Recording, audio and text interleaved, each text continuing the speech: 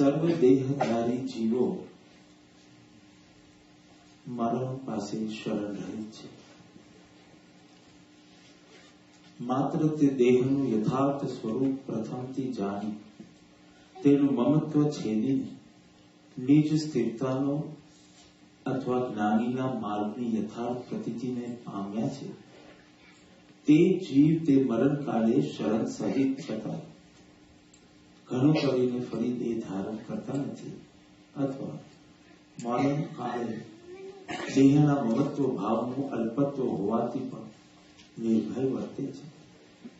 દેહ છૂટવાનો કાળ અનિયત હોવાથી વિચારવાન પુરુષો અપ્રમાદપણે પ્રથમથી જ તેનું મહત્વ નિવૃત્ત કરવાનો અવિરુદ્ધ ઉપાય સાધે છે.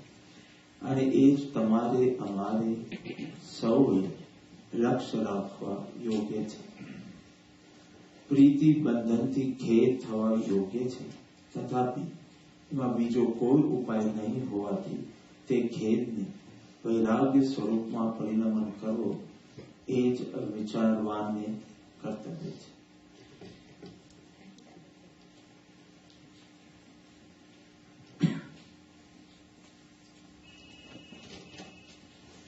જ્ઞાનીઓ પ્રશ્ન કરે છે, ક્ષણ ક્ષણ ભયંકર ભાવ બને કાં અહો રાજી રહો. પત્રમાં વાત તો દ્રવ્ય મરણની છે, પરંતુ આત્મામાં જે વૈભાવિક ભાવોની ઉત્પત્તિ થાય છે, વિકારોની ઉત્પત્તિ થાય છે, મલિનતાની ઉત્પત્તિ થાય છે, તેને ભાવ મરણ. ક્ષણે ક્ષણે વૈભાવિક પરિણમનના કારણે ક્ષણે ક્ષણે ભાવ મરણ થાય છે અને એમાં કાં અહો રાજી રહો એવો પ્રશ્ન 16 વર્ષની ઉંમરે શ્રીમદજી બહુપુણ્ય કેરા પુણ્યથી એવા અમૂલ્ય તત્વ વિચારના પદમાં પ્રશ્ન કર્યો છે. પોતાને વહેંચતો જ ગયો અને તિજોરી ભરતો જ ગયો. ઘર મોટો કરતો ગયો, પોતે નાનો થતો ગયો. પરિવાર મોટો કરતો ગયો, પણ મમત્વના કારણે પોતે ઘટતો ગયો. લક્ષ્મીની તો રક્ષા કરી, પણ પોતાની જ રક્ષા કરી શક્યો નહીં. સસ્તામાં વહેંચાઈ ગયો. સસ્તામાં એટલા માટે કે પોતાના ભાવ મરણ સાધી અને જે પ્રાપ્ત થાય છે એ ક્ષણિક સુખ અસાર છે. જ્ઞાનીની દ્રષ્ટિએ અનિત્ય છે, અસાર છે અને પોતાને વહેંચતો જ ગયો આ જીવ.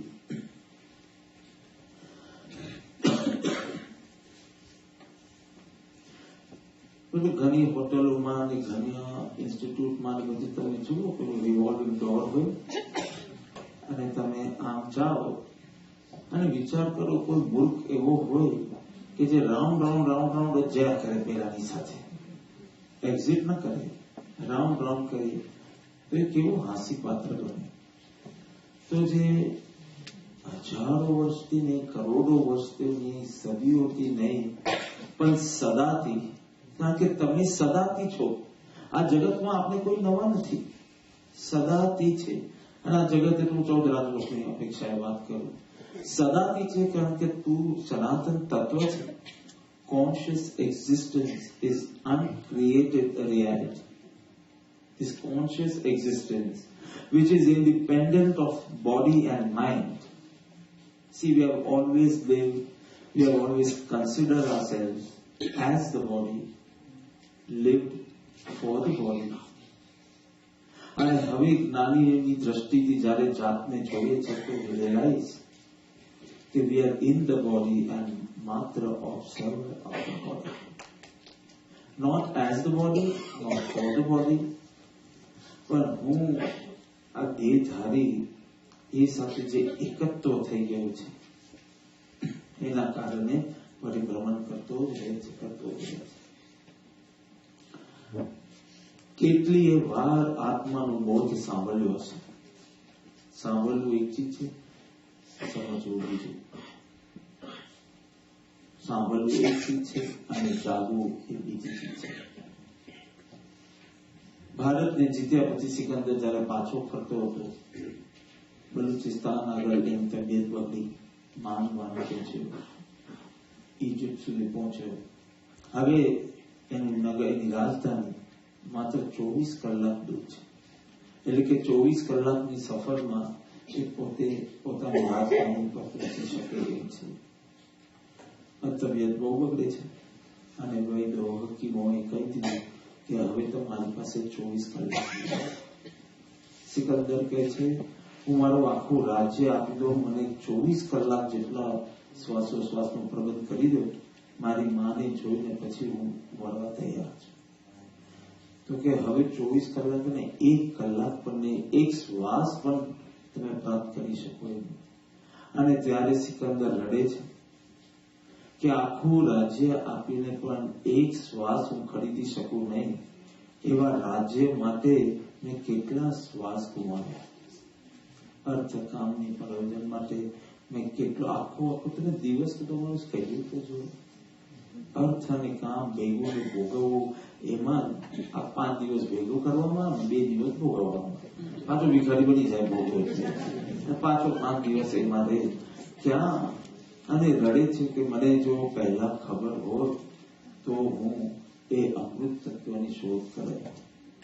તમને શું લાગે છે એને કદી આત્માની વાત સાંભળી નહીં હોય? સોક્રેટિસના શિષ્ય એરિસ્ટોટલ, અરસ્તુ, અને એરિસ્ટોટલના શિષ્ય હતો સિકંદર, એલેક્ઝાન્ડર. ઘણી વખત એના ગુરુ પાસે આ વાત સાંભળી હશે, સાંભળી સમજી નહીં, જાગૃત ન થયો. મૃત્યુની વાત સાંભળી, અને મૃત્યુની વાત સાંભળી શું જોયું બી. આ તો આજનો એક પ્રસંગ બી બન્યો છે વર્ષો પહેલા, એટલે મને આ પત્ર લેવાનો ભાવ થયો કે મૃત્યુના બોધથી અમૃતની શોધ તરફ જવાની જ્ઞાનીની આજ્ઞા, દ્રષ્ટિ, માર્ગનો ફરી એકવાર વિચાર કર્યો. જાગ્યા નહીં, જ્ઞાનનો સંરક્ષણ પણ ઘણો કર્યો, ઘણું વાંચ્યું, ઘણું સાંભળ્યું, ઘણી ચર્ચા કરી, પણ જ્ઞાનનો સંરક્ષણ થયો, મોહનો સંરક્ષણ થયો. ઘણી બધી પ્રવૃત્તિ વધારી, પણ વૃત્તિ તો હલકી ને હલકી જ રહ્યા છે. ઘણી પ્રવૃત્તિ વધારી, ધાર્મિક પ્રવૃત્તિ વધારી, ખાલી સાંસારિક વાત નથી. ધાર્મિક પ્રવૃત્તિ વધારી, પણ વૃત્તિના ઠેકાણા હજી ન થયા. ધર્મ ખોટું છે મારું કેવું નથી, કંઈક રહી ગયું કે હજી વૃત્તિ એવી ને એવી છે. અજ્ઞાન પોતાનું ને જ્ઞાન ભાડા. ભલે જ્ઞાનીનું છે, ભલે મહાપુરુષોનું છે, પણ છે તો બીજાનું ને, તારું પોતિકું તો નથી ને. મોટા ઘરમાં રહેતો હોય પણ જેવું બોલે કે રેન્ટેડ, એટલે આપની સ્માઇલ ડાઉનટાઉનમાં તમારું છે, બહુ સારું મોટું ઘર છે, પણ જેવું કહો કે રેન્ટેડ છે એટલે આપણે થાય કે ઠીક, તમારું તો નથી, તમે હજી સેટલ નથી, ભલે મોટા ઘરમાં રહેતા હોય. તેમ અજ્ઞાન તમારું, પણ ભાષા એવી બદલાઈ જાય. 2 પુસ્તક વાંચે ને અને 4-5 લેક્ચર સાંભળે ને તો ભાષા બદલાઈ જાય. અને ક્યાં ભાષા બદલવાથી જાણે તમે બદલાઈ ગયા છો એ ભ્રમ ઉભો થાય. અને પ્રવૃત્તિ વધારે, વૃત્તિ એ કરે, બીજા સાથે બીજાને ખૂબ કહે, પણ પોતે જ અંધારામાં રહે. સ્વાધ્યાયકાર બને, પછી વિવેચનકાર બને, પછી વ્યાખ્યાનકાર બી બની જાય, આગળ જતા પ્રવચનકાર બી બની જાય, અને 2-4 નમે એટલે ગુરુજી પણ બની જાય. પણ વૃત્તિને સુધારવાનો લક્ષ્ય ન રહ્યો તેની વાત છે. જો વૃત્તિ ઉપર અને પ્રવૃત્તિ એટલી વધારે કે પછી દ્રષ્ટિ પાસે નો અવકાશ જ રહેતો નથી કે દ્રષ્ટિ આત્મા ઉપર જાય. એટલો એ પ્રવૃત્તિમાં બીજી હોય, પેલા સાંસારિક પ્રવૃત્તિમાં, હવે ધાર્મિક પ્રવૃત્તિમાં પણ જે પ્રતિક્રમણ કરવાનું હોય, શક આવશ્યકમાં પ્રતિક્રમણથી શરૂ કરીને સમભાવમાં સ્થિર થવાનું, સામાયિકની જે પ્રાપ્તિ થવી જોઈએ. અને એના માટે વચમાં 24 ભગવાન સ્તવન, ગુરુ વંદન, કાયોત્સવ, પ્રત્યાખ્યાન આદિ બધા શક આવશ્યક નથી. પણ પ્રતિક્રમણ કરીને જે જાગૃતિ થવી જોઈએ એ જાગૃતિ થતી નથી. મૃત્યુ સમયે પાછો એક ચાન્સ માંગશે. એક વાર જો મનુષ્ય ભાવ મળે તો સમ્યક દર્શનની પ્રાપ્તિ કરવું, મુનિ દશા અંગીકાર કરવું, મુનિપણનો અંગીકાર કરવું, મુનિ દશા પ્રાપ્ત કરવું અને કેવલ જ્ઞાનને સાધવું. એક વાર ચાન્સ મળે. તમને શું લાગે ચાન્સ મળશે તો અનેક વાર આ ભાવમાં ચાન્સ મળ્યા છે, but we repeat the same mistake again and again. અને દુઃખની વાત તો એ છે કે હજી એનો ખેદ બી જાગ્યો નથી. હવે ખેદ, હરિભદ્ર શ્રી મહારાજ સાહેબનો શબ્દ ભવ ઉદ્વેગ. એક ના એક ભૂલ વારંવાર રિપીટ કરે, કામ, ક્રોધ, મદ, મોહ, લોભ, માયા, આ તો આ ચાર કષાય પંચ વિષય, અને છતાં થાક્યો ને, એ એક મોટું આશ્ચર્ય છે. અનિત્યતા જુએ છે છતાં નિત્યનું ભાન થતું નથી. નિત્યની દિશામાં જવાનું સૂચતું નથી. અનિત્યતા દેખાય છે, અસારતા દેખાય તો પણ જગતમાં સારભૂત તત્વ શું છે એવી જિજ્ઞાસા જાગતી નથી. અને તેથી કીધું વારંવાર આ ઉધાર જ્ઞાનથી ખુશ થયા કરે છે. કોઈ મેગેઝિનમાં કોઈ ક્રોસવર્ડ હોય અને પછી પાછળના કોઈ પાના પર એના આન્સર્સ બી હોય, આખું સોલ્વ કરીને છપાયું હોય ને પાછું આખું, તે પાછળ જોઈને આગળ લખતો જાય, પાછળ જોઈને આગળ લખતો જાય અને પછી કહેજો મારું થઈ ગયું. એવું નથી લાગતું અત્યારે અહીંયા કોઈને બી પૂછ્યું ભાઈ હું આવ્યું તો કે હું આત્મા છું, ત્યારે બધા આત્મજ્ઞાનીઓ જ અહીંયા બેઠા હોય. કેટલું તમે વિચારવાની પણ જરૂર પડે નહીં, કારણ કે એટલી વાર સંતો પાસે સાંભળ્યું છે કે હું આત્મા છું, એટલે તરત જ પેલું મેમરીમાંથી બહાર નીકળે છે. પણ મને કોઈ ઉત્તર મહત્વનું છે કે ઉત્તર સુધી પહોંચવાની રીત આવડે તે મહત્વ છે. કારણ કે કોઈને મેથ્સનો પ્રોબ્લેમ હોય અને પાછળ આન્સર જોઈને કે મને આન્સર આવડે છે તો તમે કહેશો ઉત્તર ઇઝ નોટ ઇમ્પોર્ટન્ટ, એની વિધિ આવડવી જોઈએ. આખી યાત્રા કરી શકે તું સામે, અને પછી મંઝિલ ઇઝ નોટ ઇમ્પોર્ટન્ટ, કારણ કે મંઝિલ તો માર્ગનો અંત છે, પૂર્ણતા છે.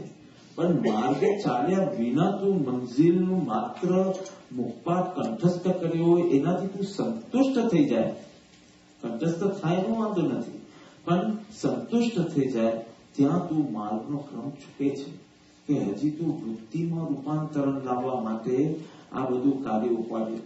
આ તારું પ્લેન કેમ આમ રનવે પર જ દોડ્યા કરે છે, ઉડતું કેમ નથી? અમે 5 વર્ષથી સત્સંગ કરીએ છીએ, અમે 15 વર્ષથી સત્સંગ કરીએ, અને છતાં ઉડતું કેમ નથી તારું પ્લેન? એ એલિવેશનની પ્રાપ્તિ કેમ થતી નથી?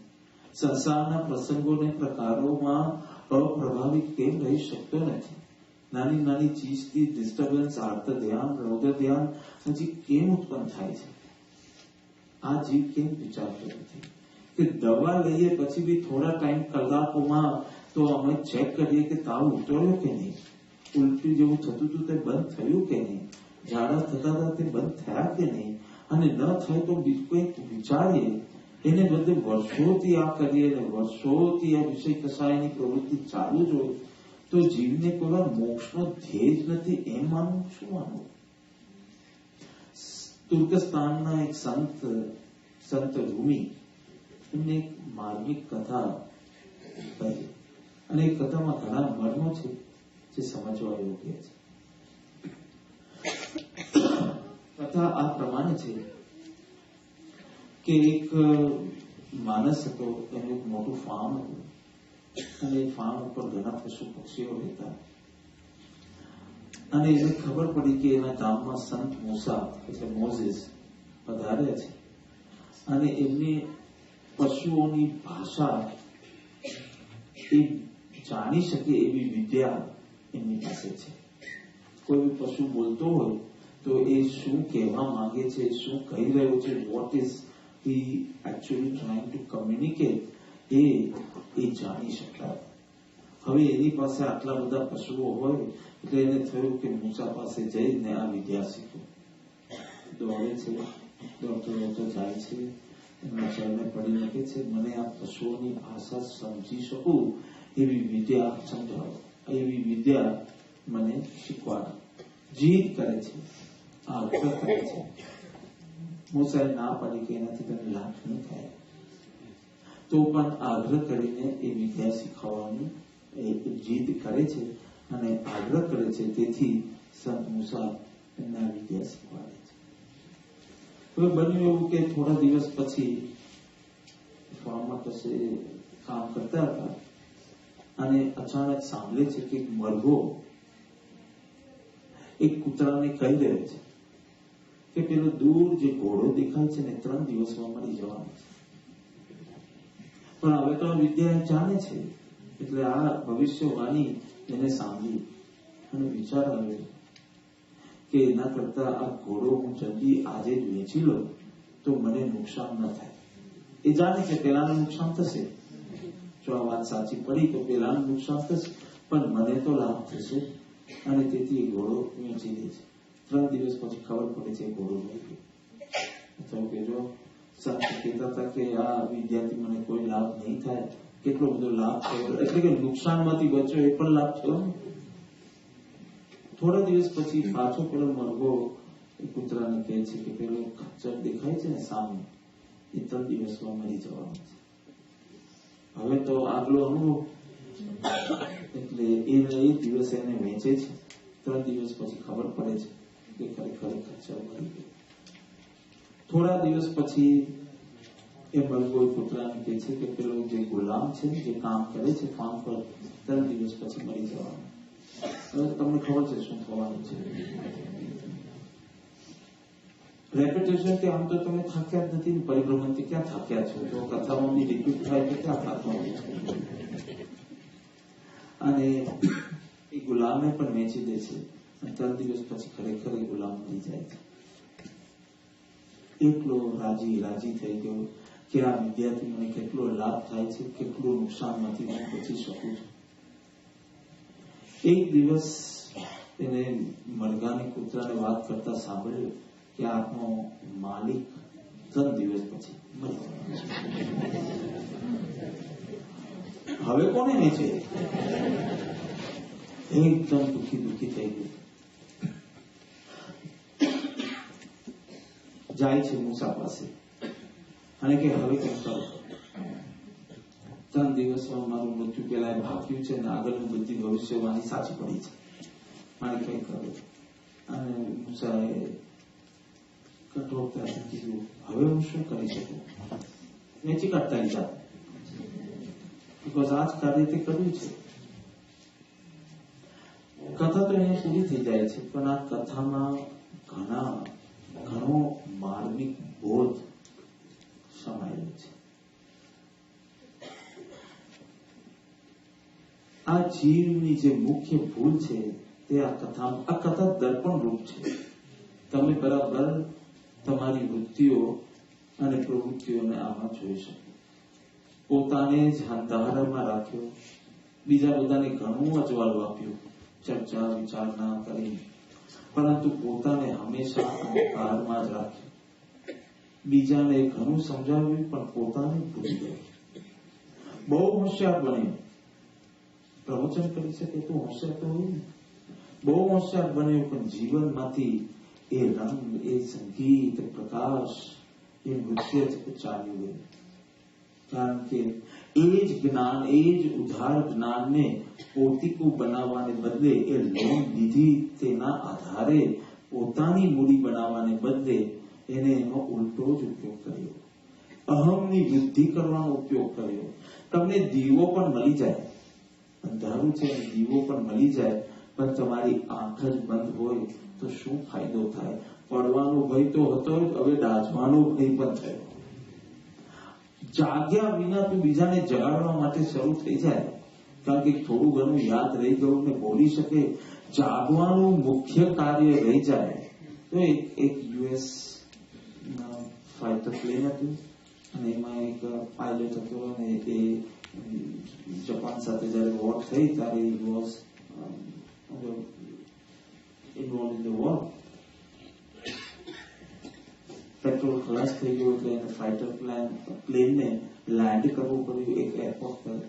ગમે તેમ એરપોર્ટ પર લેન્ડ કર્યું અને પછી હાશનો અનુભવ કર્યો કે આ વખતે તો 7 જાપાની પ્લેનને ઉડાવ્યા અને એક જાતની એરપોર્ટ પણ મેં ખલાસ કર્યું. આ તો પેટ્રોલ ખૂટી ગયું એટલે મારે લેન્ડ થવું પડ્યું, બાકી તો હજી થોડું નુકસાન પહોંચાડી શકતે દુશ્મનો. અને એકદમ ખુશ થતો બહાર નીકળે છે ત્યાં કો પાયલોટ કહે છે કે આમ તો બધું સારું થયું, પણ we have landed on Japanese airport. જો આ બીજાને પમાડવું એ લાલસામાં પોતાનું ચાલવાનું રહી ગયું, બીજાને પ્રકાશ દેખાતો ગયો પણ પોતે અંધારામાં રહી ગયો. આવી સ્થિતિ થાય છે કારણ કે ઉદાર જ્ઞાનને હજી પોતાનો અનુભવ બનાવવાનું મુખ્ય કાર્ય રહી ગયું. એના બદલે સંતોષ થઈ ગયો અને પાછો મિથ્યા અહંકારમાં ગયો અને ચૂકી ગયો. એટલે આ કથા ઘણી બધી ચીજ આપણે સમજાવે છે. નંબર 1, એ સંત પાસે જાય છે, સંત મૂસા પાસે જાય છે અને જેવું સાંભળ્યું કે પેલી વિદ્યા જાણે છે પશુઓની ભાષાને, એટલે જીદ કરીને જાય છે અને આગ્રહ કરીને કહે છે કે મને આ વિદ્યા શીખવાડે. ધર્મ અહિંસાત્મક છે, અનાગ્રહી છે. ધર્મમાં જીદ ન ચાલે.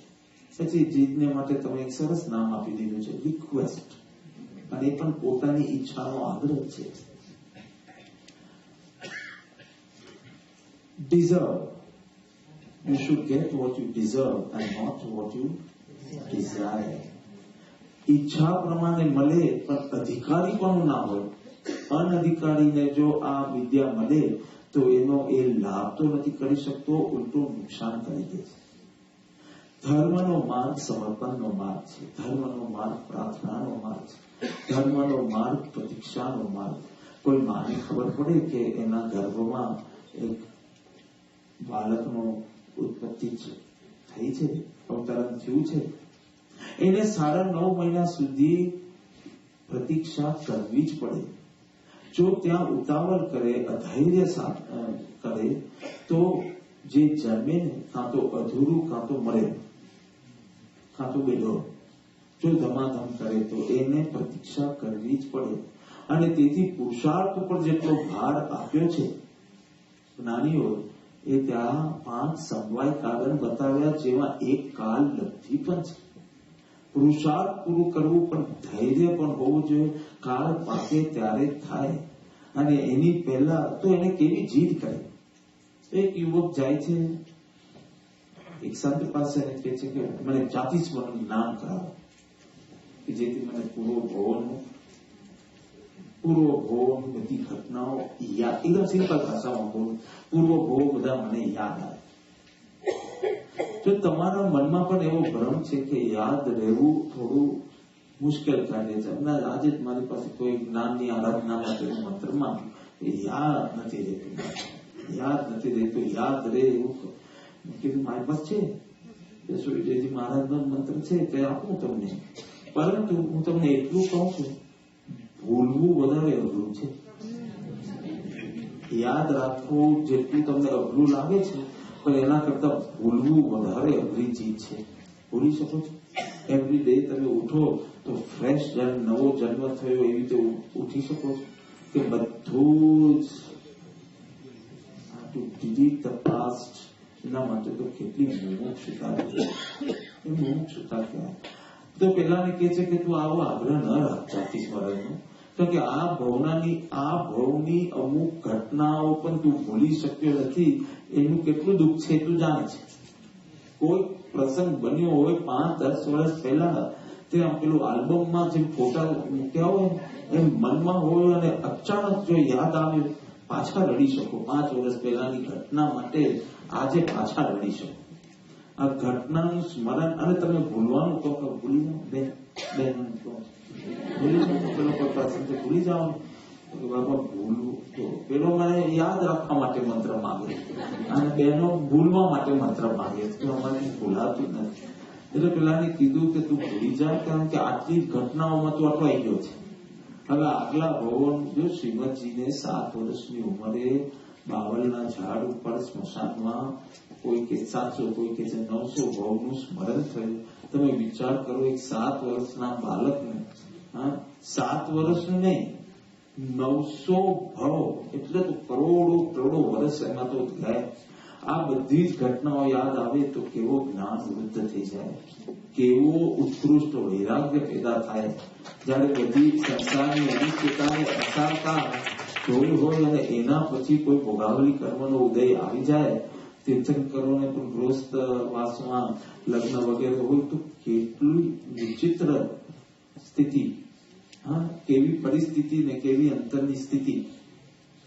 એ ચીજનો ગમો હોય, એમાં સુખ બુદ્ધિ હોય તો આખી વાત અલગ, પણ આ અનિત્ય છે, અસાર છે, અરમણીય છે એમ જાણવા છતાં કર્મની નિચરા થાય એવી જાતનું જળ કમલવત જીવન. પહેલાની વાત ચાલે છે એટલે એને ના પાડી કે તું જાતિ સ્મરણનો આગ્રહ નહીં રાખ. આ ભવની જ અમુક ઘટનાઓ તું ડિલીટ કરી શકતો નથી ને, એટલે તારી આવી સ્થિતિ છે. You have made yourself miserable by remembering the same thing again and again and again. અરે કોઈ તારું અપમાન બી કર્યું હોય તો એક વાર દુઃખી થાય એના માટે કર્યું, એને પણ આવો ખ્યાલ નહીં કે તું આખી જિંદગી દુઃખી થશે. વધારે ખુશ થાય તો સ્વાભાવિક છે, પરંતુ એને બી એક વાર એના પેલું ગુસ્સા ક્રોધના આવેશમાં કઈ કર્યું હોય અને તું વારંવાર યાદ કરતો એમ પેલાને ના પાડી, પરંતુ એને જીત કરી. હવે વિચાર કરો કે જે પત્ની સાથે જીવે છે, જો એને જાતિ સ્મરણમાં ખબર પડે કે આ એની આવેલી ભવની માં છે, પછી જેમ ગાંધીજી બા કહેતા હતા એવી સ્થિતિ થઈ જાય. પાછા ફેરા ફર્યા હતા જયારે બ્રહ્મચર્ય વ્રત લીધું કે નિશાસનમાં, અને ત્યારે શ્રીમદજીમાં નીલખીને નવ યૌના અને અપૂર્વ વચનો પાઠ કર્યો હતો જયારે બ્રહ્મચર્ય વ્રત લીધું ત્યારે. અને ત્યારથી એ કીધું કે હવે હું તને 12 સ્વરૂપે જોઈ, પણ બધાનું ગજું નથી, બધાનું ગજું નથી. તો કે આગ્રહ ભગવાને અનેક જીવોના અપૂર્વ ભવો બતાવીને કલ્યાણ માર્ગે વાળ્યા છે, પણ એ અધિકારી જીવ હોય તો એને આ જ ઘટના કાર્ય કરે. અને હું કહું કે તમારી જે બાજુવાળી બહેન છે ને, એને પૂર્વભોગમાં તમારો પર્સ ચોરી દે.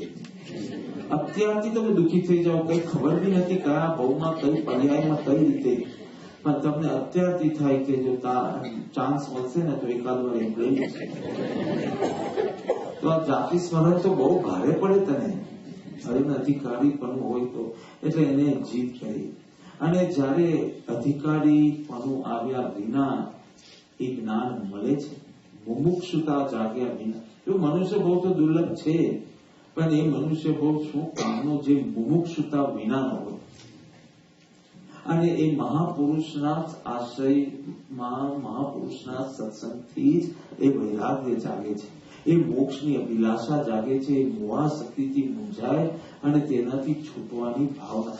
આવું મનુષ્ય પણ દુર્લભ. ખાલી 2 હાથ 2 પગના કારણે મનુષ્ય બહુ દુર્લભ નથી કીધું, મુમુક્ષુતાની સંભાવનાના કારણે. અને એ જો ન આવી તો ધૂલ આ મનુષ્ય ભવમાં તું જેટલો કર્મબંધ કરે એટલું કોઈ કબૂતરના ભવમાં ના કરે, કોઈ તિર્યકના ભવમાં આવા કર્મ, આવા અર્થ ધ્યાન તો, આવા રૌદ્ર ધ્યાન તો ન કરી શકે. એટલી વિકસિત બુદ્ધિ બી નથી થાય તિર્યકના ભવમાં. તો જે જ્ઞાન મળ્યું પેલા એના એનો ઉપયોગ છે એમાં કર્યો. આર્થિક નુકસાન ન થાય અને ઉલટું પ્રોફિટ થાય એવું એના સ્વાર્થ માટે જ એને જ્ઞાનનો ઉપયોગ કરે. અને જો મુમુક્ષુતા વિના તમે અભ્યાસ કર્યા કરો, આ કર્યા કરો, પણ એના કારણે એક અહંકારની વૃત્તિ જાગે, અથવા તો શુષ્કતા આવે, અથવા તો પોતાના દોષોને જસ્ટિફાય કરવાના તર્કો મળી જાય, અને વારંવાર પોતાના સ્વાર્થને સાધવાની વૃત્તિ જાગે. ગાડીમાં ઓઇલ બી તમે કેમ નાખો છો? જેથી ટાયરો ફસાય નહીં, તમને નુકસાન ન થાય. તેમ તમે સંબંધોમાં પણ મૈત્રીનું ઓઇલિંગ કરો છો, એ પણ એના માટે કે તમને નુકસાન ન થાય. કેટલી વખત તમે સાંભળ્યું નથી કે જો આની સાથે બહુ ભેજા ફોડીને કહો, આની સાથે છે ને આપણે સંબંધ સારા રાખવાના, ક્યારેક કામ લાગશે, ક્યારેક કામ લાગશે, એના માટે સંબંધ મેન્ટેન કરો. આ મૈત્રીનું માસ્ક છે, મૈત્રી નથી. કારણ કે જ્યાં પરથી લાભ કરવાની જ વૃત્તિ હોય ત્યાં મૈત્રી કઈ રીતે ઉત્પન્ન થાય? ત્યાં બધું મૈત્રીનું માસ્ક પહેરી શકો. તમે બાજુમાં બેઠા હોય ને બ્રોડ સ્માઇલ આપો અને અંદર થાય કે મારા ભાગ્ય ફૂટી ગયા, આજે આની બાજુમાં બેસે. એ તો જોકા ખાશે ને પાછું મને પણ જાય. તો ક્યાંક મૈત્રી, જો એ 3 પ્રકારની મનોવૃત્તિ છે. એક, બીજાનું નુકસાન થાય તો ભલે થયું, મને લાભ થયો. જે આ કથામાં આ માણસને હતું, એને ખબર છે કે 3 દિવસ પછી મરી જવાનું છે, તો પેલાને તો નુકસાન થશે. જેને કોડો ખરીદ્યો છે, ભલે એને નુકસાન થાય, મને લાભ થવો જોઈએ, એક મનોવૃત્તિ. બીજી, એને નુકસાન ન થાય પણ મને લાભ થાય, એવી મનોવૃત્તિ. અને ત્રીજી મનોવૃત્તિ કે એને પણ લાભ થાય અને મને પણ લાભ થાય, અથવા તો મને પણ લાભ થાય ને એને પણ લાભ થાય. આ છે ધાર્મિક વૃત્તિ વાળો માણસ, કે એના ભાવ પણ ન બગડે અને મારા ભાવ પણ સારા રહે, એવું જ મારું મન, વચન અને કાયાનું પ્રવર્તન હોવું જોઈએ. એટલે જ ભગવાન બુદ્ધે કહ્યું કે ધ્યાન કરવું, નિયમિત કરવું, પણ કોક વાર ધ્યાન ન થાય તો માફ. પણ ધ્યાન કર્યા પછી જો તું મૈત્રી ભૂલી ગયો તો માફ.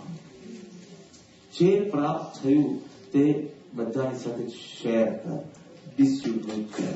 અને આપણે શાંતિ સૂત્રમાં જુઓ, શિવમસ્તુ સર્વ જગત. કોઈ બી અનુષ્ઠાન પૂરું થાય પછી આ પાઠ કરીએ અને આ પાઠ કરતા બધાનું કલ્યાણ થાય, બધાનું ભલું થાય, બધાના દુઃખ દોષ દૂર થાય અને બધા સુખી થાય. આવી ભાવનાથી કોઈ પણ અનુષ્ઠાન પૂરું થવું જોઈએ છે. એટલે જ્ઞાનીઓ કે છે એ જગતની કમાણી કર કે જેમાં આપવાથી વધે.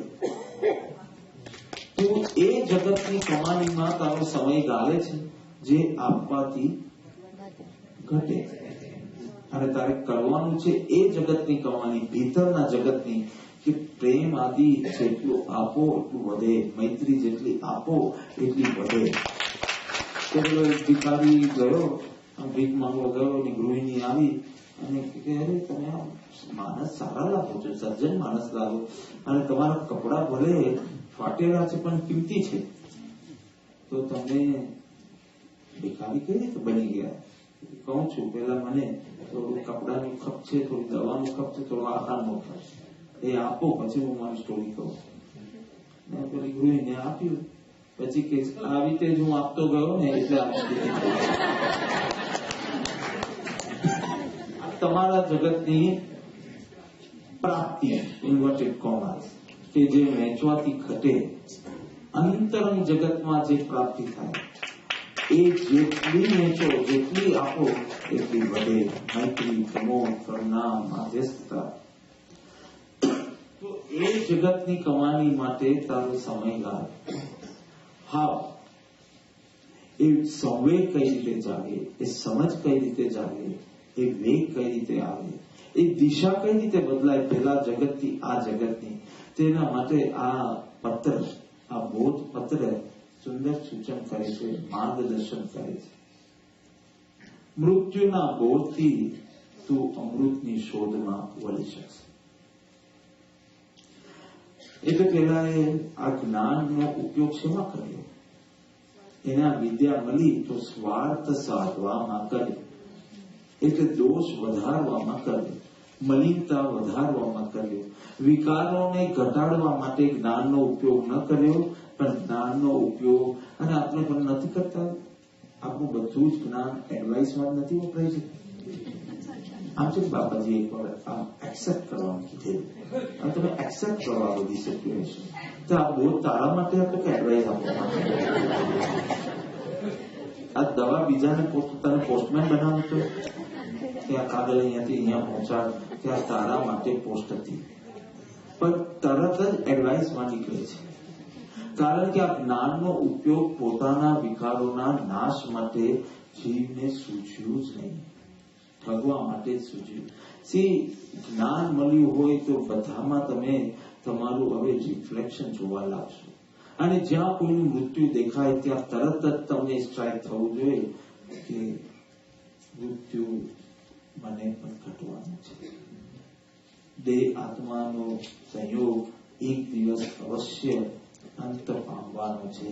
તો હું મારા મોક્ષ ધ્યેય તરફ આગળ વધી રહ્યો છું કે હા, એવું ઊંડે ઊંડે થાય કે હા મરવાનું તો છે, પણ હમણાં ક્વાઇટ યંગ. યંગ છે નહીં, કાલું કાલું લગાડીને કાળી બની એટલે કાળા વાળ થયા તો હજી યંગ થોડી કહેવાય. તારી હોશ બહુ સારી છે બેન. પરંતુ સત્ય એ છે કે તમારી ક્યુમાં તમે ઉભા હતા અને ધીમે ધીમે આગળ વધતા ગયા, તમને ખ્યાલ જ નહીં રહે. હજી થોડા વર્ષ પહેલા you are a granddaughter, પછી ડોટર, ગ્રેન્ડ ડોટર હતી, એમાંથી ગ્રેન્ડ મધર બની ગઈ. Now you have a granddaughter. તો તમે મૃત્યુની આગળ ને આગળ સરકો છો કે નહીં? આનંદ ગંજી, અધ્યાત્મ યોગી આનંદ ગંજી મહારાજે કહ્યું, અંજલિ જળ જો આયુ ઘટત રહે.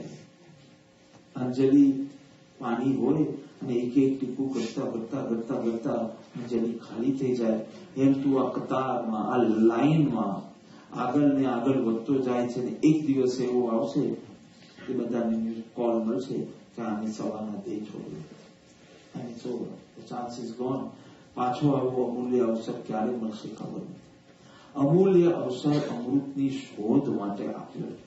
That uncreated conscious existence, which is uncreated reality. જે તું છે, દેહથી ભિન્ન છે, દેહમાં છે, પણ દેહનો માત્ર જાણનારો જ, ન્યારો સદા જાણે.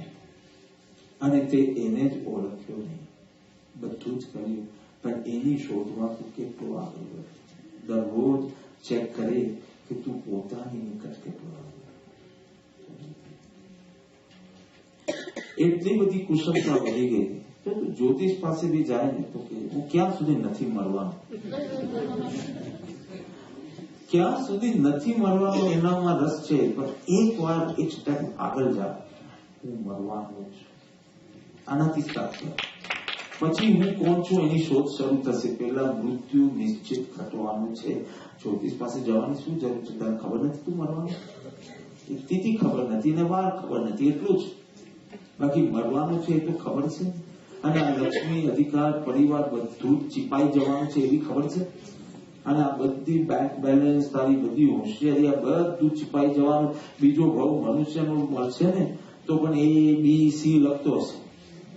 બધું અહીંયા PhD થયું હોય ને ગોલ્ડ મેડલિસ્ટ બી હોય, બધું જ ચીપાઈ જવાનું છે. ખબર છે ને બધાને. આત્મતત્વની ખબર નથી, પણ મૃત્યુની વાત કરે છે. હા, તો લક્ષ્મી, અધિકાર, પરિવાર બધું પત્તાનો ખેલ જાણે ચીપાઈ જવાનું. એક ગેમમાં બધું ખુલે અને જેવું પૂરી થાય એટલે બધા પત્તા ભેગા થાય ને ચીપાઈ જાય. આ તને ખબર છે, છતાં પણ અમૃતની શોધમાં તારું વીર્ય કેમ જાગે? બહુ હોશિયાર બની જાય છે. અને હોશિયાર લોકો જેવી ભૂલ કરે ને એટલે બોલાવી ના કરે. અશિક્ષિત લોકો પણ ભૂલ ના કરે. એક વખત એક છોકરો ઘરમાંથી આમ સારા કપડા પહેરીને નીકળતો હતો અને મહેમાન આવ્યા હતા કે ક્યાં જાય? તો હું હમણાં થોડા ટાઈમમાં આવું છું. જાય છે, અડધો કલાક પછી પાછો આવે છે, વેરી ડિસ્ટર્બ એન્ડ ડિપ્રેસ્ડ. તો પેલા મહેમાને પૂછ્યું શું થયું, કેમ પાછો આવ્યો? તો કે આજે મારા મિત્રની બર્થડે હતી અને હેપી બર્થડે હતી, બર્થડે પાર્ટી હતી, અને એ સામે જ રહે છે, સામેના મકાનમાં જ મારો મિત્ર રહે છે, એની બર્થડે છે ને એને પાર્ટી રાખી હતી અને મને બોલાવ્યો. તો તેમાં તો દુઃખી કેમ થઈ ગયો? તો કે મારી માએ કીધું કે કાર પાસ થઈ જાય ને પછી જ રોડ ક્રોસ કરજે. તો પેલા મહેમાને કીધું તો શું પ્રોબ્લેમ છે? કાર પર કાર જતી હતી, બમ્પર ટુ બમ્પર ટ્રાફિક હતું, શું હતું? તો કે એક પણ કાર જ જતી નહોતી. અને મારી માએ કીધું કાર પાસ થઈ જાય પછી જ રોડ ક્રોસ કરજે. તો કેવી મોટી ચીજ રહી જાય. હું પાછું પેલા કથા પર જાઉં કે એક વાર એને ખબર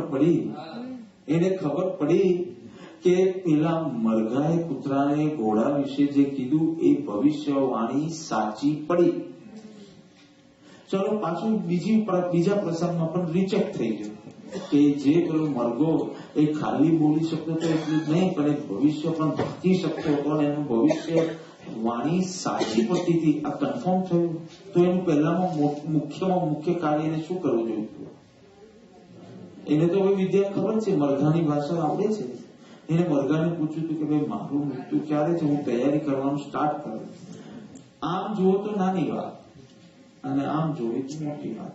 સાવ નાની વાત એને પકડી લેવાની હતી, એના બદલે એ પકડી શક્યો નહીં. અને એમાં એવી સ્થિતિ પર પહોંચી ગયો કે જ્યાં હવે કંઈ થઈ શકે. એક આત્મ સ્વભાવ છે જે અનાદિ અનંત છે, અને એક સંયોગ છે જે સાદી શાંત છે, જેની આદિ પણ છે અને જેનો અંત પણ થવાનો છે. એક વાર જો સમજાઈ જાય કે દેહ આત્માનો સંયોગ વાળું જીવન તું જીવી રહ્યો છે અને એ સંયોગનું નિશ્ચિત અંત છે, અને અંત પછી બધું છીપાઈ જવાનું છે. જો આ બાહ્ય જગતનું, જો તું ભીતર તારા આત્માની ઓળખાણ કરવામાં તારો સમય ને શક્તિ ગાલે, તેમાં જ આ મનુષ્ય ભોગની સાર્થકતા છે. તો આ ભૂલ ન કરે. એક કેન્સરગ્રસ્ત સ્ત્રી એક સંત પાસે આવે છે અને કે હવે ડોક્ટરે કીધું છે મારી પાસે બહુ થોડા દિવસ બાકી છે, ગુરુજી મારી સમસ્યાનો અંત લાવો. એટલે ગુરુજી કીધું એક જ સમાધાન છે આમાં, તું સંન્યાસી. તો કે મારો પ્રોબ્લેમ મૃત્યુનો નથી, મારો પ્રોબ્લેમ એ છે કે મારી વહુને મારી સાથે ફાવતું નથી. એટલે સ્ત્રી બોલે છે કે મારી પાસે થોડા દિવસ છે, અને હજી તો એને ચિંતા શેની છે કે મારી વહુને મારું ફાવતું નથી. આ ઘરમાં મારી પછી આવી, પણ જાણે એનું ઘર હોય તો કે એને જ કીધેલું પહેલા દિવસ તારું ઘર સમજશે. મારે તારી મમ્મી જ માંગે તો એના મમ્મીને બધું કામ સોંપ્યું પછી.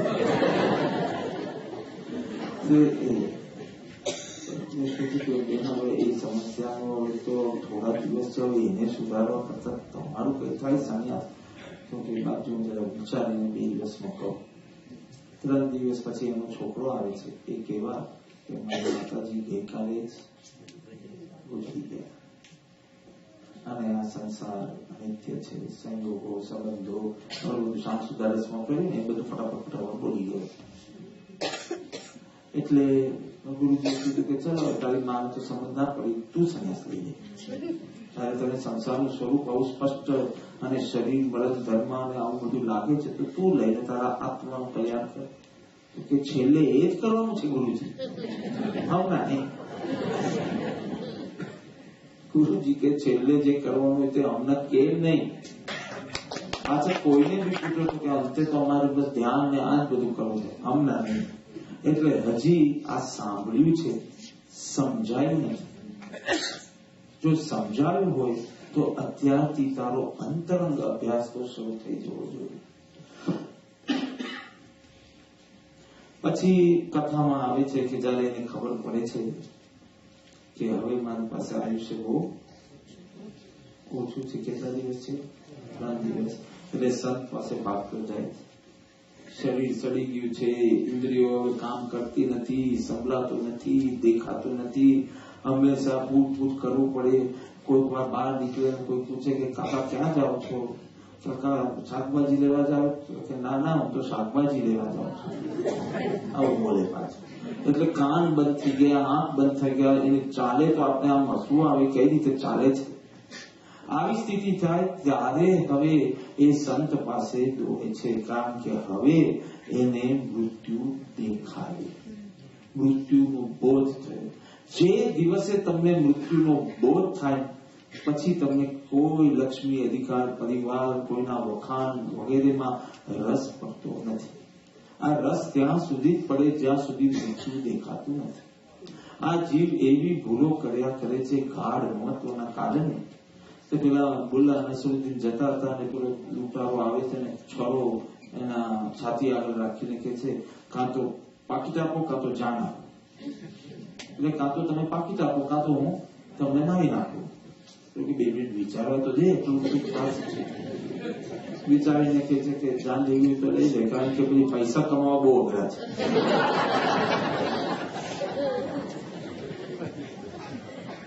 એકવાર મૃત્યુ કોઈના દરવાજા સુધી પૂછે ને એનું નોટ, કારણ કે એનો ટાઈમ પાકી ગયો હતો, એટલે એને લેવા માટે મૃત્યુ આવ્યું. નોટ એટલે પેલા દરવાજો ખોલ્યા અંદરથી પૂછ્યું કોણ છો ભાઈ તમે? હું મૃત્યુ છું. તો ભલે મને ઇન્કમ ટેક્સ ઓફિસર.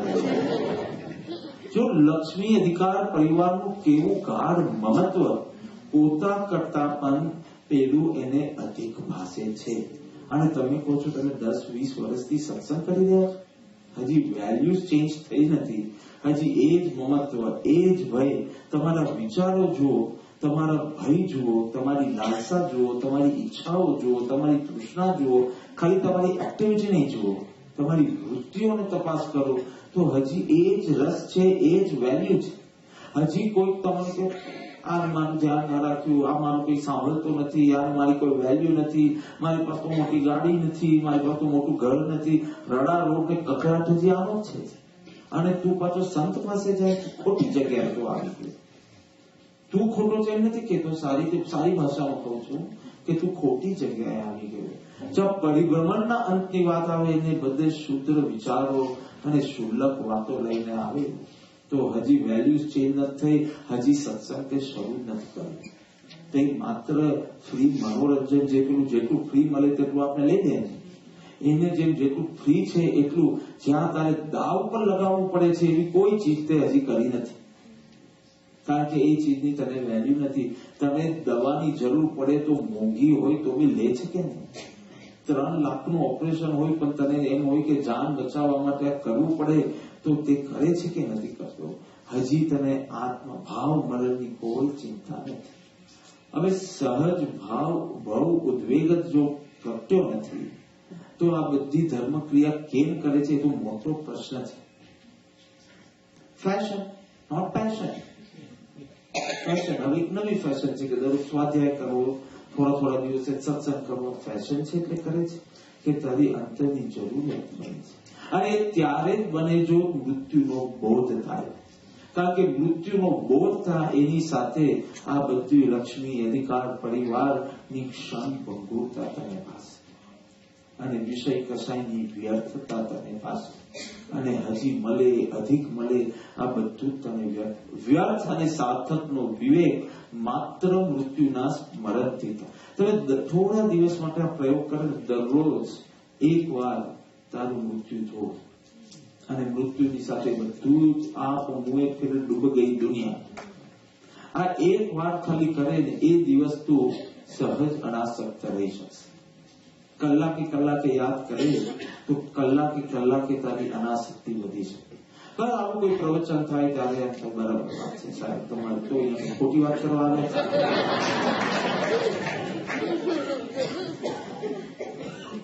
મર્યા પછી તું શું કામનું? જે કાર્ય તું હમણાં કરી શકે. તો સમ્રાટ અશોકને એવી ટેવ હતી, બૌદ્ધ ધર્મને અંગીકાર કર્યો પછી કોઈ બી બૌદ્ધ ભિક્ષુને જોઈએ એટલે તરત જ માથું ના મારે, તેના વજીરને ના ગમતા. ત્યાં ભિખારી જેવા દેખાય છે એની સામે ભારતના આવા મોટા સમ્રાટ આમ માથું ચુકાવે વિનમ્રતાથી, એ સારું નથી. એમ કીધું કે ભાઈ હું તો વજીર છું પણ મારે કહેવાની ફરજ છે, એટલે કહું છું કે સારું નથી લાગતો, ભિખારી જેવા દેખાય છે. એટલે એને સમજાવવા માટે સમ્રાટ અશોક એને 3 માથા આપે છે, એક સિંહનું, એક હરણનું, એક મનુષ્ય. 3 માથા. કેટલાકના ઘરે હોય ને લટકાવેલા હોય સિંહના અને હરણના સ્ટફ્ડ, એને 3 માથા આપે છે અને કે બજારમાં વેચે. સિંહનું ને હરણનું તો જટ વેચાઈ ગયું, મનુષ્યનું ના વેચાય. તો પાછો આવે છે કે કોઈને લેવું જ નથી મનુષ્ય. જો આપણે તો ઘી બરાબર ચોપડીએ કે બિલકુલ બાકી ના રહે, અને અંદર નાખીએ ચિતામાં, એની પેલા એવું પ્રબંધ કરી નાખીએ કે આમ તમે અમારા બહુ વહાલા છો પણ પાછા આવતા નહીં. કોઈ પર્યાયમાં ભૂત રૂપે બી પાછા ના આવી જાય એટલે પૂરો બંદોબસ્ત કરે. એનો દીકરો જ બરાબર ઘી લગાડે. અને પછી છેલ્લું જે હલકા બાકી હોય તે લાકડીથી એ કરી દે અને પધરાવી દે. હા, તમારા જ પ્રિયજન, સ્વજન, તમારા દુશ્મન નહીં, તમારા જ સ્વજન, મિત્ર, પ્રિયજન આવું કરશે. આ અંત તમે જાણો છો, છતાં પણ એના વિસ્મરણથી પ્રવૃત્તિમાં મૂળ થઈ ગયા. તો કે 3 માથા આપ્યાના 2 તરફ વેચાય, મનુષ્યનું માથું વેચાયું. એટલે પછી સમ્રાટ અશોક પાસે આવે તો કે જે કામ કર, મફતમાં કોઈ આપે તો પણ કોઈ લે નહીં. ત્યારે કે છે કે જો મર્યા પછી આ માથાની આવી કોઈ કિંમત નથી, પરંતુ એ જાન છે ત્યાં સુધી કોઈ સંતના ચરણમાં ઝૂકે ને તો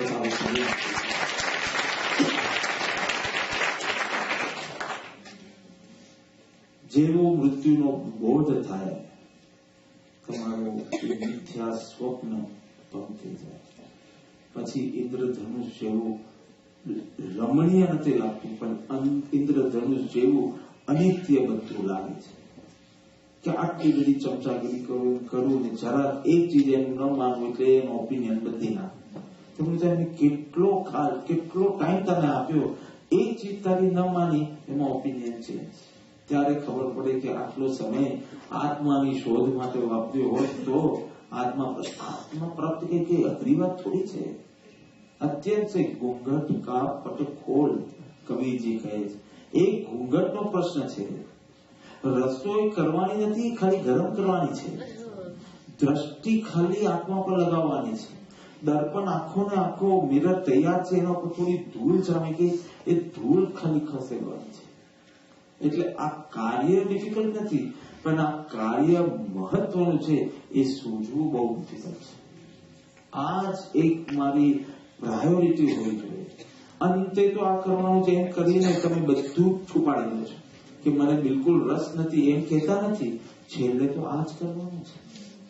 એટલે અહીંયા કીધું કે જેવું તમે મૃત્યુને જોશો તો તમને ખ્યાલ આવશે. તમારી પાસે હવે સમય મુંબઈમાં એક બેન હતા, ટ્રસ્ટીના વાઇફ હતા, અને એનું કેન્સર ડિટેક્ટ થયું.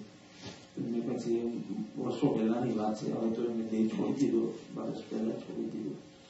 તો જયારે કેન્સર ડિટેક્ટ થયું, બેન હવે તમારી પાસે કેટલા દિવસ હોય એવું લાગે છે? તો તે વખતે કીધું મને એવું લાગે છે 5000 દિવસ તો મેક્સિમમ. ડોક્ટરે જે એને કીધું કે તમે જો એક કામ કરો ને, જે પાછળથી કાઉન્ટિંગ સ્ટાર્ટ કરી દો. પેલા ડટ્ટા હોય ને ત્યાં પછી એક પેલું ફાડવાનું હોય કેલેન્ડરમાં, તે બધું તમે 5000, પછી 4999, પછી 4998, 4997, અને લિટરલી એને એવું બનાવ્યું અને દરરોજ એક કાઢે. થોડા દિવસે મારી પાસે આવે કે બાપા હવે 500 ગયા, હવે 1000 ગયા, અને લાસ્ટ પોલ્યુશનમાં બસ મને ક્ષમાપણ કરવાની રીતે આવ્યા ને થોડા દિવસ પછી અમે નેપાળમાં હતા ત્યારે છોડી. જેવું મૃત્યુ સામે આવશે તમે યુ રિયલાઇઝ તમારી પાસે બહુ ઓછો ટાઈમ છે. અને વેન યુ રિયલાઇઝ કે તમારી પાસે બહુ ઓછો ટાઈમ છે તો તમારો પુરુષાર્થમાં એક સંવેગ આવશે કે હવે મને બીજી કોઈ માતા હવે મને ના બ્રાઝિલ ફરવા જવું, ના આર્જેન્ટિના ફરવા જવું, કશ્ય ફરવા જવું, માત્ર આત્મા આત્મા આત્મા આત્મા. સવારથી એના દ્વાર કરી છે.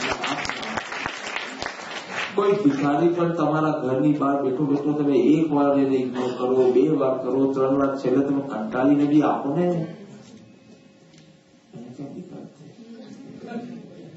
એવી રીતે પીછે લાગ સત્પુરુષ કે તો સબ બચે. એક લક્ષ્યથી મેં સત્સંગ કર્યો. જબ જાગેંગે આત્મા તબ લાગેંગે. એક ટીમ કઈ રિસર્ચ કરવા માટે ગઈ, રોમ ગઈ, વેટિકનમાં ગઈ. પોપને મળ્યા કે ક્રિશ્ચિયન થિયોલોજી ઉપર રિસર્ચ કરવો. પોપે પૂછ્યું કે તું કેટલા ટાઈમ માટે રિસર્ચ માટે આવ્યો? તો કે 3 મહિના કાઢીને આવ્યો. કોઈ 3 મહિના આવ્યું કેમ જરૂર તો? 3 મહિનાથી મારે રિસર્ચ. પોપે જયારે વિચારીને કીધું બહુ ઓછું કામ કરી શકશે. બીજા બેનું મોં તો પડી ગયું, કારણ કે એ લોકો તો ઓર ઓછા ટાઈમ માટે આવ્યા. એટલે બીજાએ કીધું કે તો માત્ર 3 અઠવાડિયા માટે આવ્યો છે, આ 3 મહિના માટે તું થોડું ઘણું રિસર્ચ કરી શકશે. ત્રીજા કીધું હું તો 3 દિવસ માટે જ છું. તો કે તું સૌથી વધારે કામ કરી શકશે. કારણ કે જેને એ બોધ થાય છે ને કે મારી પાસે ટાઈમ ઓછો છે, તે પછી ફાલતુ ચીજમાં ટાઈમ થશે. તમને ખબર પડે, તમે એરપોર્ટમાં પેલું ટ્રાન્ઝિટમાં હોય અને તમને ખબર પડે કે તમારી પાસે અડધો કલાક જ છે. હા, પેલું એક ટર્મિનલ થી બીજે ટર્મિનલ, ફટાફટ તમે આજુબાજુ દુકાન ડાબો મારશો, સીધા ભાગતા જશો. તમે બધું આમ સેન્ટર ઓફ એટ્રેક્શન બની જશો બધે. એવી રીતે ભાગશો. સાડીમાં હોય બધા. તો જેમ તમને ખબર પડે કે તમારી પાસે ઓછો ટાઈમ છે, તમે બીજી કોઈ વિકલ્પમાં નહીં, બીજી કોઈ ચીજમાં ઇન્વોલ્વ નહીં કરો.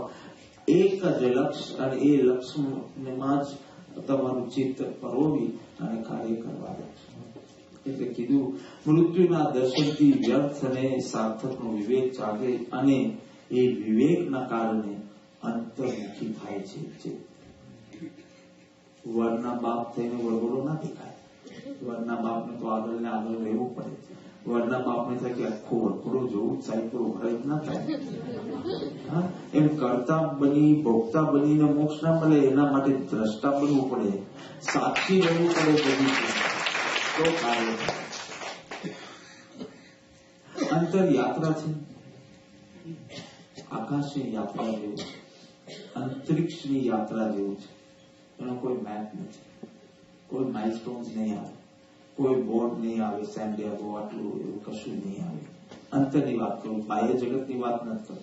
એના મેપ્સ હોય, માઇલસ્ટોન્સ હોય, બધું હોય. ગૂગલ કરીને બી કઈ મળે. પણ અંતર યાત્રાને તો મારે કઈ રીતે ખુલે? અજ્ઞાત છે, અપરિચિત છે, અદ્રશ્ય છે, કોઈ દિવસ અનુભવ્યું નથી. તારી પ્યાસથી ખોલવાનું છે.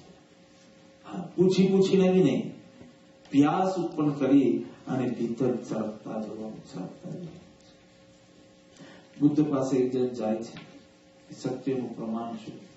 તો પ્રમાણ હું નથી આપતો કોઈને, પ્યાસ આપો. મારી ઉપસ્થિતિમાં તારી પ્યાસ પ્રગાઢ થાય એટલું થયું ને તો સત્સંગ સાચું. મારી પાસે વ્યક્તિ આવ્યું કે હું ભક્તિ કરવા બેસું છું, મેડિટેશન રિટ્રીટ કરવા બેસું છું, મૌનમાં બેસું છું, ધ્યાનમાં બેસું, મને સાચે આત્મપ્રાપ્તિ થશે ને બાપા? કે 3 દિવસ મૌનમાં અને વળી 8-10 કલાકનું ધ્યાન કરવું ને આ બધું તો મને ચોક્કસ થશે. મેં લીધા તને પ્યાસ નથી. જેને તીવ્ર પ્યાસ જાગે છે એ કોઈ પણ ચીજ દાવ પર લગાવવા તૈયાર થાય. મને બાહ્ય જગતમાં તો ગમતું નથી, તો હવે મારે ભીતરના પ્રયત્ન કરવા જ છે. તમે બતાવો, હું કોઈ પણ ચીજ દાવ પર લગાવવા તૈયાર છું. તો વાત સમજો, બુદ્ધિ ને હૃદયની વાત છે. બુદ્ધિને ગણતરી જ કરવી હશે. કેટલા દિવસ ધ્યાન કરી તો આત્મપ્રાપ્તિ થશે? બાકી કોર્સ છે, MA BA MA નો કોર્સ કે આટલું ધ્યાન કરશે તો સર્ટિફિકેટ મળી જાય. કાં તો પહેલા ધ્યાનમાં થઈ જાય અને કોઈ આખી જિંદગી બી નહીં થાય. જો આવું લુકવોર્મ તારો પુરુષાર્થ હોય તો ઉફાયેલા પાણીમાં એ પાણી 100 ડિગ્રી સુધી ના પહોંચે તો સ્ટીમ ન થાય. પણ આ બુદ્ધિને એમાં તર્ક શક્તિ છે, એટલે તર્ક લગાડશે કે ખરેખર થશે, નહીં થાય તો શબ્દ કર્યા જ કરશે, ગણતરી કર્યા જ કરશે. એને ત્યાગ જ દેખાય કે હું આટલું બધું છોડું છું ભગવાન માટે, તો એ સાથે ફાઇનલી ફ્રૂટફુલ તો થશે. હૃદય ઉપલબ્ધિ છું. અરે આટલો પ્રેમ મળ્યો, આટલો ઉપકારોનું વેદન થયું, એને શું મળ્યું એના ઉપર એની દ્રષ્ટિ હોય. બુદ્ધિને મેં આના માટે કેટલું છોડ્યું તેના ઉપર દ્રષ્ટિ હોય. એટલે એ ગણતરી કરશે, એ તર્ક લગાવશે, એ માપ્યા કરશે, એ લાભ જ જોયા કરશે. અને પેલો કે છે મને બહાર તો કોઈ સુખ શાંતિ સલામતી ભાસતી નથી, તો હવે હું અંદર છું. મને ખબર છે કે સાગરના 2 કિનારા હોય જ, બીજો કિનારો મને દેખાતો નથી, પણ આ કિનારો છોડવા હું તૈયાર છું 2 કારણ. એક તો મને વિશ્વાસ આવ્યો છે કે સાગરને 2 કિનારા હોય, ભલે મને બીજો દેખાતો નથી પણ છે જ. પણ આ બાજુ તો મારે નથી જ રહેવું. જે અનિત્ય છે, અસાર છે, એમાં તો મને રસ નથી. નંબર 1. અને સદગુરુનો ભરોસો. એ ત્યાં પહોંચીને પાછા આવ્યા છે મને લેવા, એટલે અંત છે અને અંત સુધી મને પહોંચાડી શકે એવી એનામાં એબિલિટી છે. તો આ 2 ભરોસે એ દાવ પર લગાવવા તૈયાર થાય છે. એટલે કીધું કઠિન નથી, પણ પ્યાસની જરૂર છે. જે રીતે આપણે વ્યસ્ત અને મસ્ત પરમાં રહે છે, નાની રીતે ખરેખર આ લોકોને મૃત્યુનો બોધ હશે કે નહીં હોય? જાણે બધું પરમાનન્ટ હોય, એવી જ આપની વૃત્તિ, એવી જ આપની પ્રવૃત્તિ, એવા જ આપના પ્રયત્ન. પેલું એક વખત અમૃતનો કુંભ હતો અને દેવતાઓને તો આપણા છુપાડવું જોઈએ, મનુષ્ય પહોંચે નહીં તો સારું. હા, આ દેવતાઓનો જ અધિકાર છે અને આ મનુષ્ય પ્રાર્થના થઈ જાય તો સારું. એટલે આપણે ક્યાંક કશે છુપાડીએ. મનુષ્ય તો કેવો બુદ્ધિશાળી, પહોંચી ગયો, મૂન પર બી પહોંચી ગયો, હિમાલય પર બી પહોંચી ગયો. તે એક વાર અમૃત કુંભ એના હાથમાં આવી ગયો ને હાથમાં, અને લઈને કશે જઈ અને પીવાની તૈયારી કરતો હતો. એટલી વારમાં એક જણાએ કીધું કે તું પીએ તો છે, પણ તારું જીવન તો જો દુઃખ ને દુઃખ જ છે. ઈર્ષ્યા ને અહંકાર ને ખોટું લાગી ગયું ને રડવું આવે ને ટીયર્સ ને સ્માઇલ, આનાથી ભરેલું છે. તું અમર થઈને શું લાભ છે? જો આવું જીવન ખેંચાય અને અમરત્વ બી પ્રાપ્ત થાય તો એનાથી લાભ શું છે? કારણ કે તને જીવન જીવતા નથી આવતું. મૃત્યુનો બોધ થાય, બધું ક્ષણભંગુર ભાષે, વ્યર્થ ભાષે, તો અમૃત તત્વ તરફ તારી દ્રષ્ટિ જાય. એ દિશામાં એકવાર દ્રષ્ટિ શરૂ થાય, પહેલા તો કાળો અંધકાર સિવાય કશું દેખાવાનું નહીં, અને પછી ધીમે ધીમે ધીમે એનું ભાષણ અને વેદન થાય. એટલે જીવે વિચારવું કે પશુ કરતા મનુષ્ય ભવ જો દુર્લભ કીધો, બહુ પુણ્ય કેરા પુંજથી પ્રાપ્ત થાય એમ કહ્યું, તે કયા કારણથી હશે? જે વિચાર શક્તિ તને પ્રાપ્ત થઈ છે, સ્મરણ શક્તિ તને પ્રાપ્ત થઈ છે, કલ્પના શક્તિ પ્રાપ્ત થઈ, તે પ્રકારમાં બી હોય, પ્લે હોય, રિવાઇન્ડ હોય, ફાસ્ટ ફોરવર્ડ હોય. ફાસ્ટ ફોરવર્ડ કરીને જોઈ લે, આના પછીના 10 વર્ષ જોઈ લે, આના પછીના 20 વર્ષ જોઈ લે, વધારે શક્તિશાળી બનવાનું હતું. આવી રીતે દોડાદોડ કરી શકશે સત્સંગમાંથી? 20 વર્ષ હેન્સ હું તો આવીશ, પણ તું આવી શકશે? તારી આવી ફ્રેશનેસ રહેશે, આવો ઉત્સાહ ઉલ્લાસ રહેશે, એવું શરીર રહેશે તારું? હું તો બોલીશ 12 વાગ્યા સુધી, પણ તું ઊંઘ્યા વિના રહેશે? તું આવો ને આવો સ્થિર રહી શકશે? તો 5 મિનિટમાં પૂરું થવાનું છે, એટલે તારો ઉત્સાહ છે. પણ 12 વાગ્યા સુધી ચલાવ. એક વખત તો મેં રાતના 1:30 વાગે ઉદ્ઘોષ કર્યો. અખંડ ભક્તિ હતી તો રાતના 1:15 વાગે બોલ્યો. હવે દુનિયામાં આવી રીતે 1:15 વાગે કોઈ પ્રવીણભાઈ પ્રવચન શરૂ કરે, રાતના 1:15 વાગે. કારણ કે જાગ્રત હોય ત્યારે કાર્ય કરી લેવું. તે વખતે બધા ઉત્સાહમાં.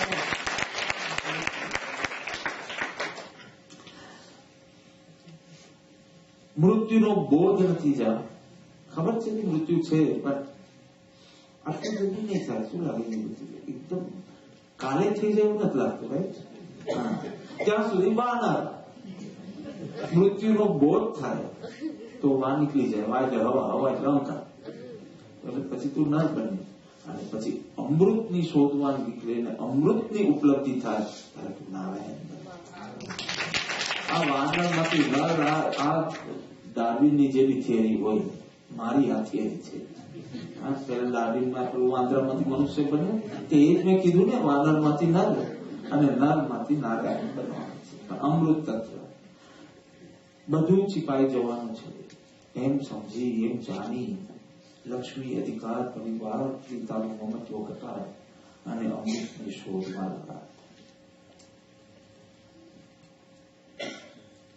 સરોવરમાં જ ઘર બનાવવાની તારી વૃત્તિ છે. જે અનિત્ય છે ત્યાં જ તને સલામતી જોઈએ છે. જે અસાર છે તે જ તને સુખરૂપ બને એવી તારી વાસના છે, એ કદી પૂરી નહીં થાય. સરોવરમાં ગમે તે પ્રતિબિંબ પડ્યા હોય, અને એક કાંકરી નાખીએ એટલે પ્રતિબિંબના ટુકડા થઈ જાય. સરસ મજાનું ચંદ્રનું પ્રતિબિંબ પડતું હોય, એક નાનકડી માછલી કે ડેરકું આનો કૂદકો માર્યો, ગયો તારો ચંદ્ર. જરા કર્મનો ઉદય ફરે તો બધું જ તારી પાસે, પણ હમણાં તને પેરાલિસિસનો અટેક આવવાનો મને દેખાય છે. બધું જ તારું ગયું.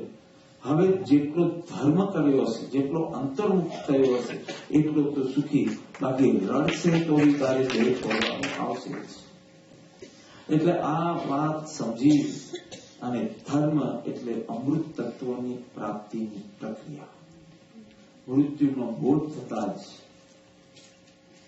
દ્રષ્ટિની દિશા બદલાય, આત્મતત્વ તરફ વળે અને ભીતર જાય. ધર્મ જ એક એવી વિદ્યા છે કે જેનાથી વિકારો નાશ પામે. સંસારમાં અનેક વિદ્યા છે, પણ કોઈ પણ વિદ્યાથી વિકાર નાશ થાય એવી શક્તિ નથી. વિકારોની ઉત્પત્તિ થાય. તમે સિતાર શીખી લો બરાબર, તો હું બહુ સારું સિતાર વગાડું એવો એક વિકાર ઉત્પન્ન થશે. પણ ધર્મ એક એવી છે, Freud, father of modern psychology, જેને કેટલું બધું કામ સબકોન્શિયસ ડ્રીમ્સ વગેરે ઉપર કર્યું, એને કબૂલ કર્યું કે આ 50 વર્ષની ઉંમરે પણ હું મારી એક વિકાર વૃત્તિને શાંત કરી શકતો નથી. વિકાર જાગે એટલે ભોગ જોઈએ જ, આવી મારી સ્થિતિ છે. કારણ કે ધર્મ પામ્યો નથી, વિદ્યા પામ્યો તો ધર્મ પામ્યો નથી. ધર્મ એક એવી વિદ્યા છે જેનાથી અમૃત તત્વની પ્રાપ્તિ થાય. તો બહુ થયું. હવે ક્ષણિકમાં તો ઘણા પ્લોટ લીધા અને સલામત સમજો. હવે શાશ્વતમાં ઘર બનાવે છે. અને એમાં સિમ્પલ ઉપાય છે, મૃત્યુના બોધ જેટલો વધે એની કોશિશ કરો.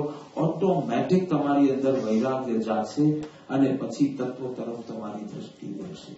પછી what appears to you will go away, અને જેમ છે તેમ જાત અને જગત તમારી આંખ સામે આવે અને જેમ છે તેવું જ્ઞાન થાય તો પરનું કોઈ જ આકર્ષણ ન રહે. ન પરને ભોગવવાની હોશ, ન પરને જાણવાની હોશ, ન રાગ ન દ્વેષ.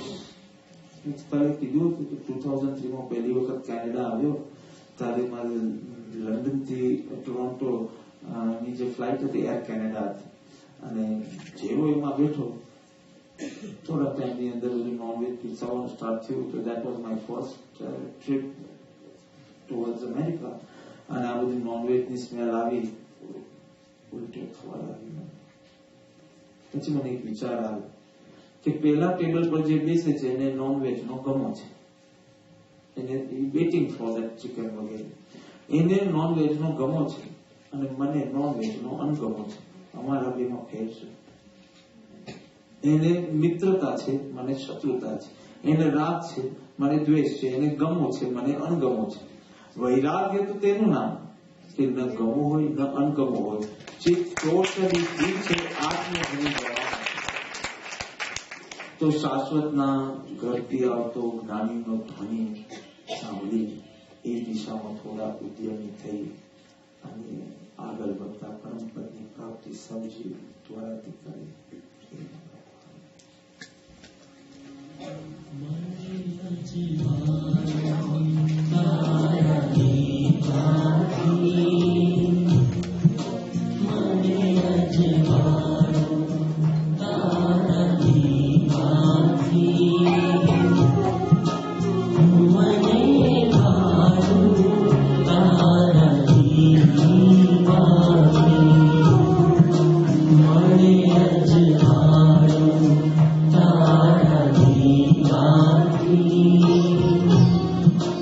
Oh my